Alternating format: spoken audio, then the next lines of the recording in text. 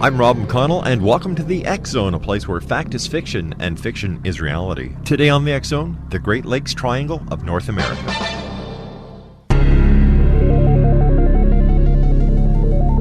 Found in the heartland of North America, these landlocked yet connected lakes, which eventually empty into the Atlantic Ocean, have become the scene of more mysteries involving ships, aircraft, people, UFOs, ghosts, and phantom ships than the Bermuda Triangle. 1/16th the size of the Bermuda Triangle, Lady John Graves Simcoe was the first European to chronicle the strange orbs of life that have been seen above and below the waters of Lake Ontario.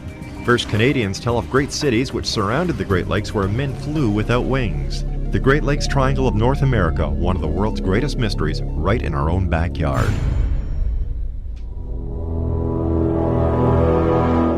The X Zone radio and TV show is largely an opinion talk show. All opinions, comments, or statements of fact expressed by Rob McConnell's guests are strictly their own and are not to be construed as those of the X Zone radio and TV show or in any manner endorsed by Rob McConnell, Relmar McConnell Media Company, Talkstar Radio Network, its affiliated stations, or employees.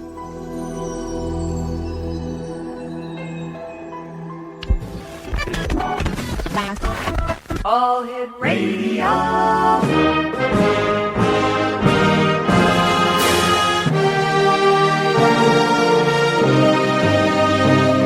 Welcome to the X Zone, a place where fact is fiction and fiction is reality. Now, here's your host, Rob McConnell.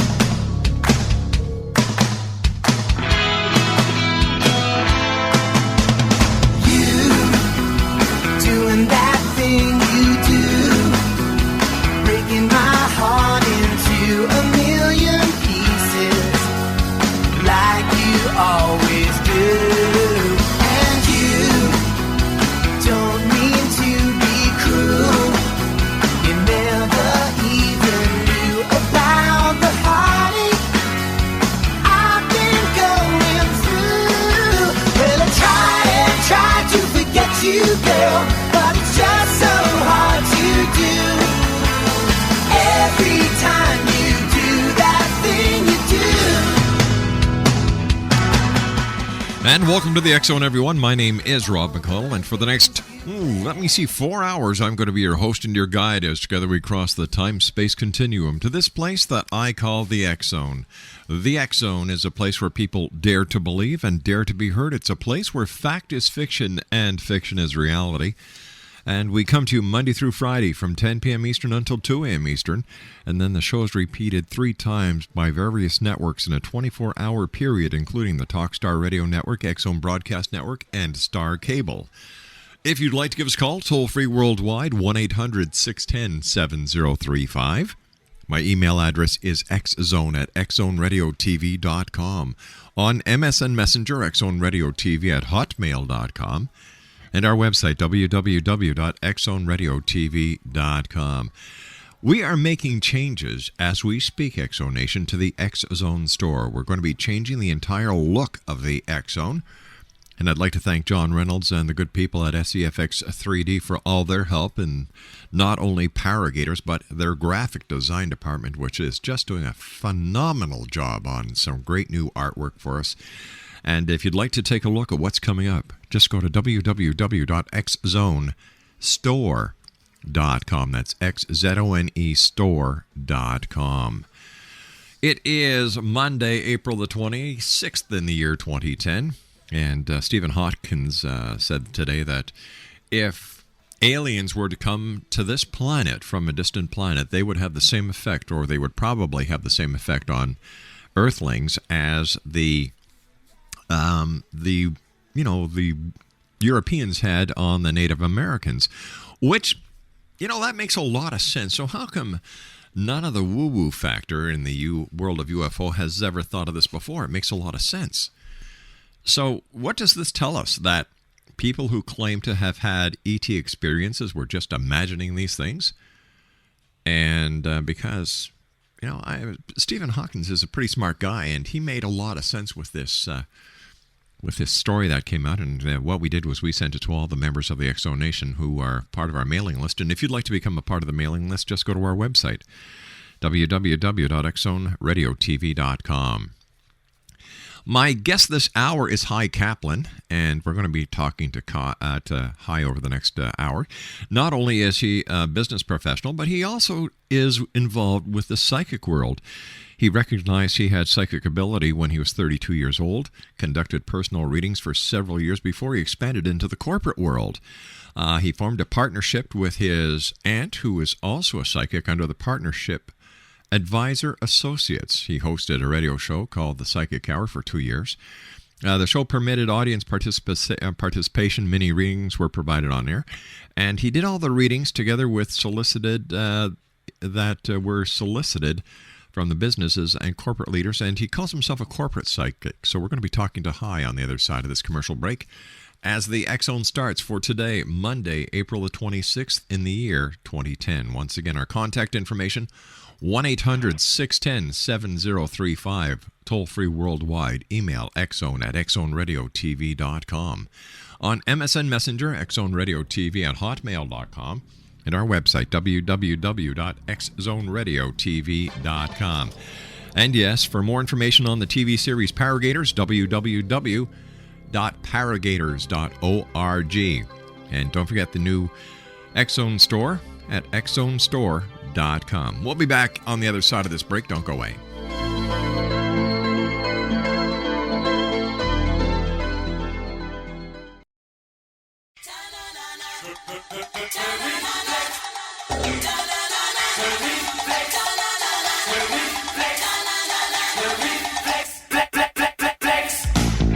Gone too far this time, but I'm dancing on the Valentine. I tell you, somebody's fooling around with my chances on the danger line. I'll cross that bridge when I find it. Another day to make my stand. Oh, high time is no time for deciding if I should find a helping hand. Oh. Why don't you use it? Try not to bruise it. Buy time, don't lose it. Welcome back, everyone. Hy Kaplan is our special guest, and he is a corporate psychic. Hy, welcome to the X-Zone.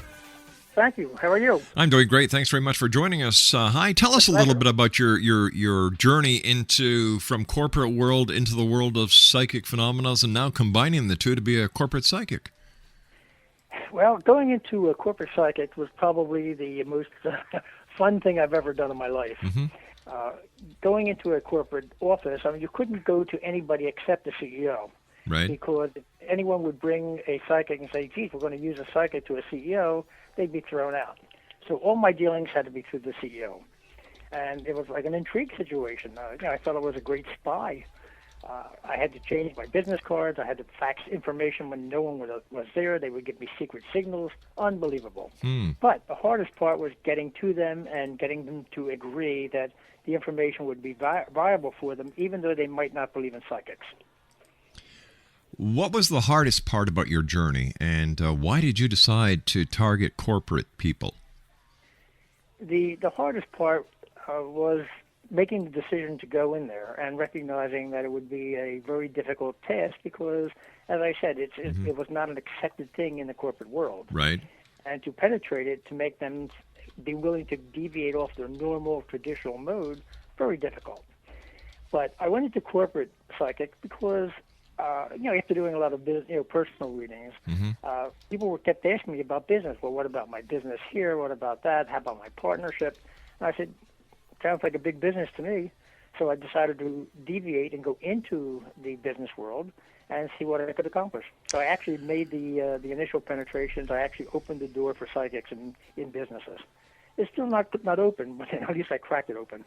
Tell me, why would a business person need to use a psychic instead of their business smarts? I know if I was dealing with a company that said, hey, you know what, I deal with a psychic, I'd drop them faster than a $3 bill. Absolutely. That's why it all had to be secret. But it's like anything else. Everybody has to make a decision. If you can make a decision with more information, you'll have more right decisions than wrong decisions. So what I do is give them additional information beyond what they normally can get when due diligence or looking up resumes and that kind of thing. and I give them the added information so they can avoid some of the mistakes. Well, what happens if the psychic is wrong? Does the psychic assume any responsibility for company losses? No, and I don't think anyone else assumes that responsibility either. They hire consultants to give them information, and they have the same problem. Don't you think a consultant would have more credibility than a psychic? Sure they do. That was the hard part. Yeah. Fighting the credibility issue was really a monster. So tell me, what are some of the positive changes that have happened to different companies that you've dealt with because of that company using your psychic talents? It brings to mind, I guess, about 3 different companies that really made some major changes. One company came to me after I convinced them that they need to go to do the psychic route. They were revamping their entire sales force, and they really had a problem because it was a very specialized sales approach that they needed, and they needed really qualified people. And any people who would be in there who would not be appropriate would really delay their progress. So I did a very thorough analysis of all their salespeople, and actually told them how they could help the people, what people they needed to call out, what additional skills they needed. And when they were done, they came back and said the sales increased by about 35% just on the first week of information I gave them. So that was one big thing. Another company came to me and had a brand new product, and they were very excited about it. It happened to be with pumps. And I know nothing about pumps, but still doing it from the psychic position. I actually detected some flaws in their design, and the engineer was came back and said, "No, that's not right." And I said, "Well, go back and check it." It wound up he was using the wrong material, which would have deteriorated very quickly. And this is a pump that was kind of hidden and obscured, and you couldn't get to it easily. So once you install it, it better run forever. So that was a very major impact. They could have had multiple thousands of dollars of losses, probably lost their reputation, and that problem. I had another small business owner come to me and say, "You wanted to hire this person as a partner," and he was going to invest about $100,000 in him and go from there. And I did a reading on this person. I said he's really more interested in doing music, and he's not going to be a good partner. He said, "No, that's not true." I said, "Well, go check with him," because I always recommend that the people with whom I deal go back and check my information as much as they can. He went back to this person, confronted him. He said, "Well, really, I'm trying to be a pianist, a concert pianist, and I was looking at this as a kind of a temporary mode." He would have invested $100,000 in this guy and gotten nothing, and maybe even destroyed his business. So those impacts were really great. Where do you get your information from, or your insight from? Well, I wish I knew. I know psychics have all kinds of theories. I generally ask myself the question that I want to answer, and it rolls out as words. I'm not sure where the information comes from. It could be my spiritual guide. I don't consult with them directly. It could be that. It could be it's just available in the great Ethernet in the world. I'm really not sure. And I'm always amazed at how much information I get, and I still don't know where it comes from. Exonation, Hy Kaplan is our special guest. His website is ParadiseDeniedBook.com. What were you doing before you became a psychic, or before you decided to use your gifts full time? Well, I was a physicist. I'm a physicist by education, and I was working in physics. And I went into high-tech sales, and I was doing all that. And I was constantly amazed, frankly, that I was able to figure out who would want to buy from me and who would not, because my sales were running, 2, 3, 4, 5 years in duration. And I would be able to figure out who would be willing to buy from me, who would not, and what I had to do to do it. And I thought, wow, I'm really smart. Then I discovered I was a psychic. Now I understand why I was so smart. I was getting more information that people normally don't get. Why would a physicist have to sell something? I thought a physicist was a scientist. I am. I'm a scientist. I'm also a psychic. The two can coexist very nicely. But I don't see a conflict at all. One deals in fact, the other deals in theory. Well, I'll tell you, a lot of science is theory, too. A lot of it is practice and empirical data that you try to absorb, going down the wrong path. How they merge together, I think they come at the truth from different angles. Coming from, let's do the experiment and verify every point by point, That is the physicist direction. The psychic comes from the other direction. I come from it as I've got this great vision, and I was able to hone in on what has to be done. And they do merge, and they merge very nicely. I don't see a dichotomy at all. All right, so what do you need to conduct a reading? Well, if I'm doing whether it's a personal reading or a business reading or a merger acquisition or product, for a person, I ask for just 5 pieces of information. I don't want any resumes. I don't want to see the person. I don't want to meet them. I don't want to hear anything all about them. I just want their name, their gender, their location, their age, and the position for which they're applying. And from that, I will do a comprehensive reading. And the readings last, as a typewritten page, maybe a page and a half to 2 pages long. And the information I provide is something that the businesses cannot get. They have great resources to go find out if the person worked at a particular place, how they did. They've got some of those resources available to them. And sometimes they know the candidate. They don't need me. So if they're going to say yes or no to the candidate and they know them, you don't need the psychic. But it's everybody in between where you're hiring a new person, you're not sure what they're going to do. And the information that you need is beyond just whether they have the background to do a particular job. For example, will they fit into the culture of the company? Many people come in and don't fit into the culture. They're bright, they're energetic, but they just don't fit. So they wind up leaving. Lots of costs, lots of expense, lots of delays. So you want to know that the person does fit the corporate structure. You'd like to know that the person can work with the people with whom he would be working, he or she. You'd like to know that there are no outside influences that could prevent this person from being successful.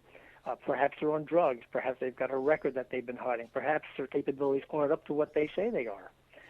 Perhaps, and I've run into this many times, where a person has to move, and I would advise the client not to do it because the family or the wife was very much against the move, and eventually the person would have to leave the company anyhow. So that kind of information you don't find on a resume, you don't find in talking with anyone, but it gives you enough information to make another decision or to make the decision a little bit better and a little bit quicker. Tell me, is doing a psychic reading on someone without their permission, is that legal? Well, it absolutely is. It turns out when you submit your resume to a company, and I've had this checked out legally, by the way, when you submit your resume, you are essentially saying to them, you have the authority to go and verify everything that I say any way that you can. So the lawyer came back and said, look, they can deliver it to you as, with the resume or just the information they choose to, and it's quite legal. Under worst case, they can say, what are you, a nut to go listen to a psychic? But in truth, there's a legal verification for being able to do it without any conflict. And I had many, many people ask me that same question because, of course, they don't want to be sued. Now, you realize telling fortunes or doing psychic readings here in Canada is against the law. It's in the Criminal Code of Canada. I guess I won't practice in Canada. No, that is the truth. It is in the Criminal Code of Canada. In fact, we are spearheading a campaign in order to make law enforcement enforce it.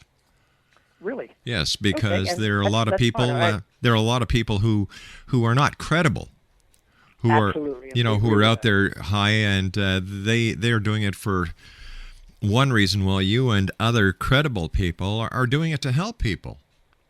Look, there's no doubt that no matter where you go, there are always charlatans. Yeah. I don't care whether it's medical or sales or psychic. I'm sorry? I said, no, I was just agreeing with you. Oh, yes, of course. So charlatans have to be routed out. And, of course, that always taints the people who are not charlatans. Yep.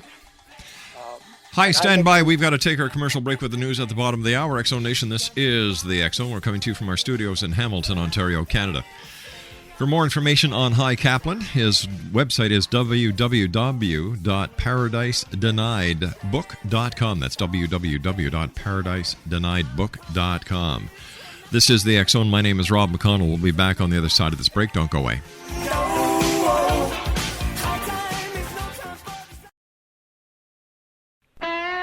Hi, this is Ken Elliott. When I'm floating around the universe, I always try to tune in to Rob McConnell. Hi ho there, Trinity Frog on Sesame Street. When I want to find out what's going on with UFOs or ghosts, I listen to the X Zone with Rob McConnell. This is Les Corrigan from Target Internet Development. You're listening to Rob McConnell on the X Zone Radio Show. This is John Hogue, prophecy scholar, and you're listening to Rob McConnell in the X Zone. Welcome to the X Zone, a place where fact is fiction and fiction is reality. Now, here's your host, Rob McConnell.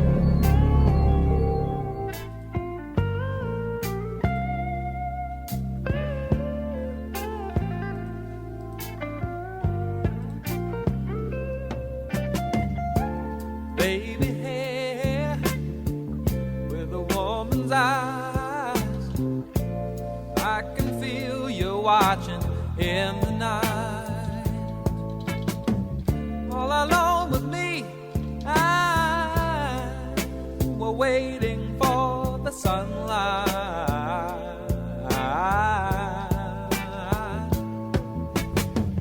When I feel cold, you warm me, and when I feel I can't go on, you come and hold me. It's you and me forever, Sarah. Smile.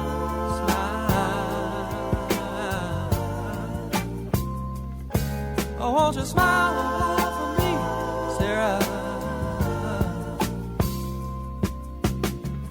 If you feel like leaving, you know you can go. Why don't you stay until tomorrow? Welcome back, everyone. Hy Kaplan is our special guest. His website is ParadiseDeniedBook.com. That's www.ParadiseDeniedBook.com. Tell me, Hy, many psychics are involved with healing. Are you involved with healing? Do you do psychic healings as well? Yes, I do. Healings are a very special thing for me because that is the one area that I actually give back to the world, the community, whatever. I do not ever charge for any healings, and I found that my healing is pretty good, actually. People come to me, and I do actually touch healing as well as at a distance healing. I can explain the touch healing, but I can't explain the at a distance healing, quite honestly. But it's something that works very nicely, and I don't believe that healers actually heal. I think what we do is kind of open the channel within the body so the body can begin the healing process itself.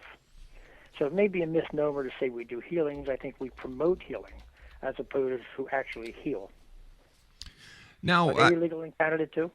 Yeah, anything to do with psychics are taboo, and I've been told by sources that law enforcement are coming down hot and heavy. Well, because it's considered fraud. I'm willing to bet a good percentage of it is. Yeah, so it's absolutely. People have asked me if I have mixed feelings. The answer is no, I don't. Like if you're breaking the law, you should be convicted. If people are filing a complaint, and there used to be a legal loophole that they would use that it's for entertainment purposes only. Well, a court has recently overturned that decision. And that disclaimer is no longer a valid defense for violating this part of the criminal code. So how would they define the healing as psychic? That doesn't have to be psychic. You can just say, I'm a healer. You're not a doctor. You're practicing medicine without a license. I'm not dispensing any medicine. I dispense nothing. I make no advice. You're a healer. Now, you know what? You're raising a couple of good points here. I'll have to check with our legal department here and find out what. Yeah. So. But yeah, that's it's one thing that I am very thankful that I've learned how to do and have the ability to do. As a matter of fact, I think everybody has a certain amount of healing capacity. A child gets hurt. What do? They fly into the mother or father's arms. We hold them. That's part of healing. Yeah, but what kind of ailments have you cured? I'm really terrific with pain. I am lousy with teeth and bones. But if you have pain in your stomach, you have pain someplace, I'll generally take that away. It may be temporary, it may be permanent, but pain is what I do very well. You have a headache, 10, 15 seconds of holding on your wrist, it's gone. And I've done it with maybe 600 people. So how do you do it? How did you know that you had this ability to be a healer and to heal all this pain? It came with a dream, frankly. It was really a strange thing. I woke up one day and I said to my wife, I can heal. And she said, yeah, well, go heal the plumbing, you know? Mm-hmm. So I said, well, I don't know. I think I can do it. So my daughter and I, my wife, were at a party, and she was complaining. She was about 12. She complained she had a terrible headache. She wanted to go home. And I said, let me see if I could do something. So I grabbed her wrist, and I just held it for about 10 or 15 seconds. She yanked her hands away, and she said, what'd you do? I said, geez, I don't know. What did I do? I figured, geez, I must have hurt her. And she said, well, the pain went swirling around in my head and shut out the left side. I said, whoa, that's pretty interesting. I said, do you have any pain now? She said, no, it's all gone. That was my introduction to healing. I've actually taken Reiki courses and learned that my healing technique is different than Reiki, and I think much better. And so I find that I can do a really good job with people who have pain. All right, so let me ask you this. Have you ever gone into a hospital or into a chronic care facility and tried to cure people? Actually, I have done that. I have tried to do that. It's not very easy when people are in intensive care. All right, how about people who are at a hospice or not? I'm sorry, not at a hospice, but let's say somebody is at home and they're taking home care. Have you worked to try and validate and to document your cases? People will often ask me, "Can you send a healing to my mother? Can you go over to my mother's house?"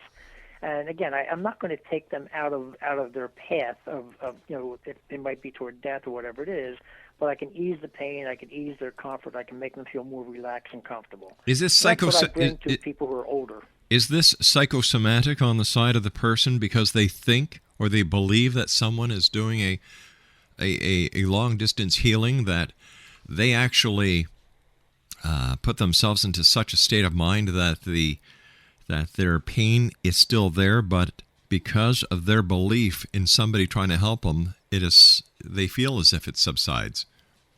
Well, I think the answer is yes and no. Yes, because I think that whatever we do, whatever we think, however we respond to things, that all helps us do whatever we have to do in our lives. So whether it's my sending the healing or you thinking the healing is going to work, I think that's terrific. As long as you feel better, that's the important thing. However, I have had people who are hostile, and I said, well, let me see if I can help you with your pain. No, you can't do it. You won't be able to do it. Well, I'm willing to try. All right, try, but it won't work. And I found that even with that hostility, I was able to open the channels for them to do the pain reduction. So I think the answer is yes and no. I think it is partly psychosomatic, but it's also partly something else. What is the way maybe I can help you define what it is. As a physicist, I was very curious why the healing process worked. Maybe there's some physical thing going on. So I actually did some measurements using IR, infrared, and also something called an oscilloscope. I don't know if you know or your audience knows what that is, but it's an electronic piece of measurement equipment that allows you to see waveforms and voltages and currents and that kind of thing. The bottom line is I would hook this machine up to a person and see what their pattern is. And if I would just touch them with one hand, one finger, that pattern would become my pattern. So physically, something happens when I touch them. So there is a real scientific basis for what happens. I've had people taking IR pictures of me, infrared pictures, and when I'm doing a healing, the infrared glow around me and the patient expands greatly. So something is happening there, and what it is, I really don't know how to say what it is or what it isn't. I just know it works. Okay, what kind of impact has being a psychic had on your own personal life? Well, it's had an incredible impact on my life. It's helped me out of some real severe jams, some opportunities which could have been, I could have been in an accident, and I just was given the information to go to the left or go to the right. I did it and avoided an accident. I've had that. One of the big things that happened was about 4 years ago, I was always concerned about what was happening with the terrorists in the world and why they were able to get away with what they were doing. And I went to sleep and I woke up and I said, I need to write a book. And I had that book in my head because I guess I'd been looking at terrorism. The whole book was in my head, and all I had to do was kind of put it into a movie and then write it out from the movie and write the book. So the psychic information I think I was getting helped me make that book, helped me take the book where it had to go. I wasn't even sure where it was going, except I just kept writing. It was almost like automatic writing, but it wasn't. It was just furious writing. But I feel my psychic ability helped get me the answers to what was going on and why I needed to write this book and how to do it. It was a really strange thing, I have to admit that, even to me. I would just look up and watch the movie go in front of me. And that's very much what I have when I do my psychic readings, where I just see things come out and it rolls out of my mouth. So I think that had a big impact on the writing, on the development of the book, and even the conclusions of the book. I mean, it's so amazing because I knew all the characters, I knew what they had to do, where they had to be, and what they were going to do before I wrote. And I never wrote a book before. So it's not that I had experience doing this. I've also been involved in things where, I was driving my car, and I just got the car, brand new car, and a voice kept saying, pull over, there's something wrong with the tire. Got out of the car, brand new car, looked at the tire, on the inside there's a great big bubble. And I was speeding at the time, I guess. And had I continued that, I could have had a head-on crash. So I get information, and it makes my life a lot easier because I'm able to take it and use it and be comfortable with it. So would you say that everyone has the ability to be psychic? I think so. I think it's the same as almost everyone has the ability to run. Some people run a mile in 4 minutes. It might take me 4 days, but I can run. Now, because I'm a psychic, and I think everybody has psychic ability, I just worked on it. I learned to accept it, learn how to work with it. So I kind of honed my skills in that area. But I think we all have these deja vu moments, the moments where we said, geez, I knew that was going to happen.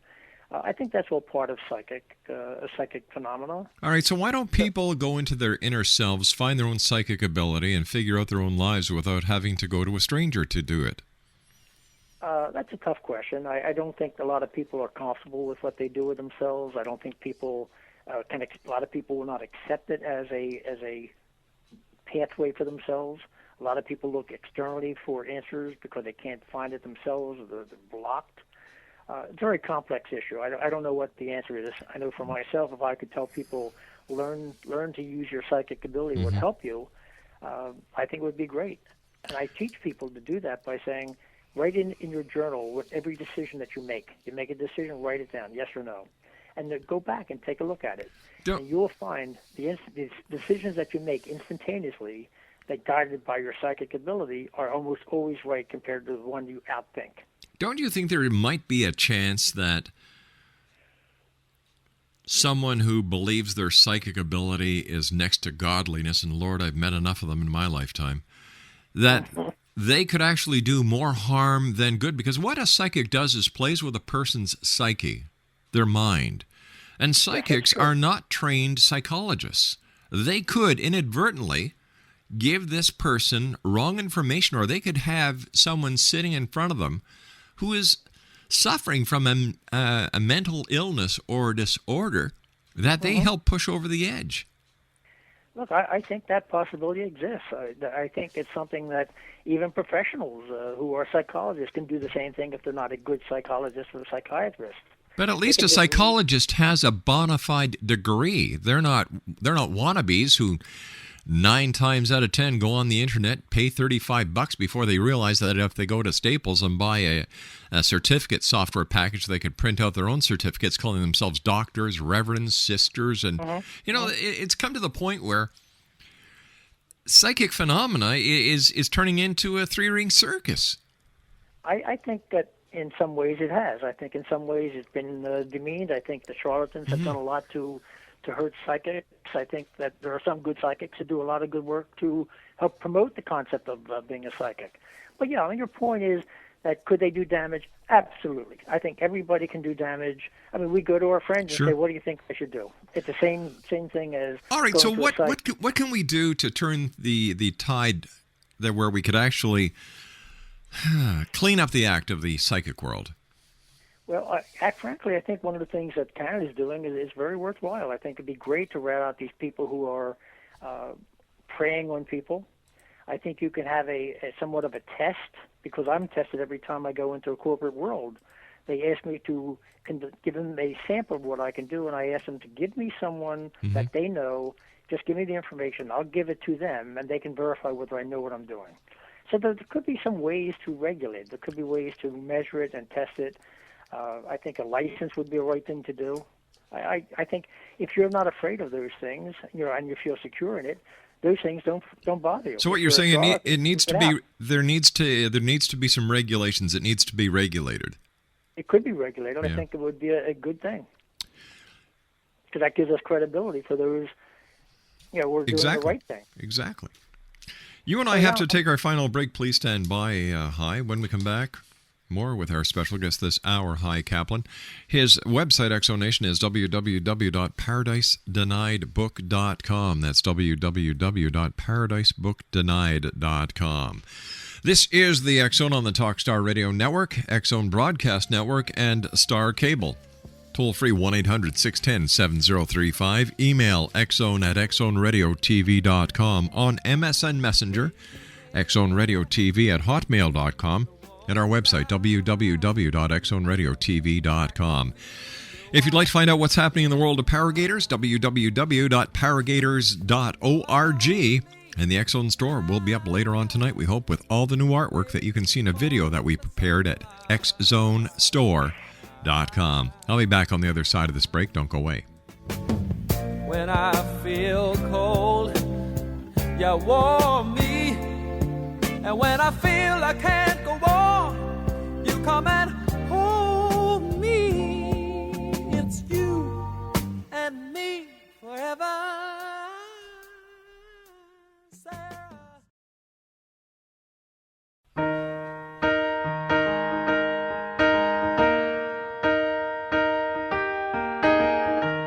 Where is the moment we needed the most?